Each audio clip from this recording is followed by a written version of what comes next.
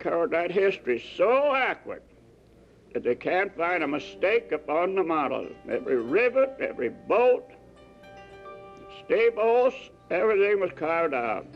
Mooney had the amazing ability to draw knife a boiler into a round shape. Notice there's no lathe here. Using hand saws, files, and of course his own carving knives, Mooney created incredible works of art like this Union Pacific big boy. Many of the pieces are press-fit together with an internal pin for stability. Very little glue was used since the old glues were not permanent.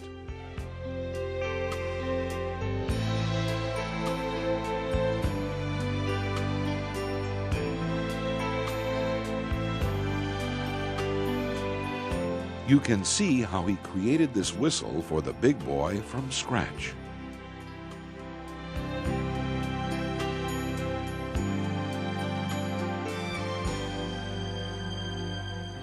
Perfect. The Smithsonian appraised the Warther collection as a priceless work of art.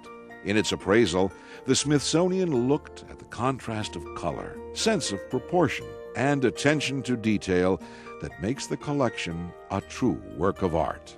As you view his carvings, you will see that he was a mechanical and mathematical genius. His locomotive carvings are exactly to scale inside and out. Even the interior of the cabs and the mechanical movements are accurate. Pistons are timed with driving arms, fly rods and reversing levers. Bells swing, couplers open and close, and even the valves on the piping are pinned.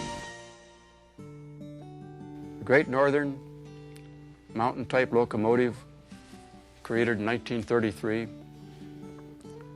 that was his masterpiece. He felt he would never in his life be able to create anything better, and he did. That to him was his pride and joy. It was absolute epitome.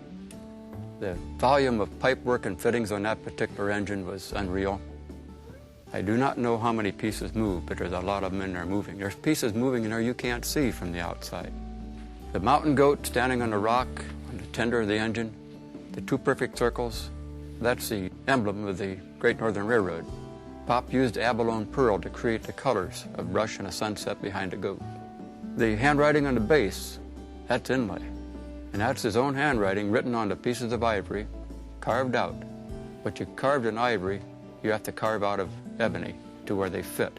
And you cannot get ivory warm and form it. You can't twist it here and bend it and push it. It'll snap. So that is a real work of art. They're so perfect, no engineer has ever found any part missing in any way, shape, or form. Pretty good for second grade education.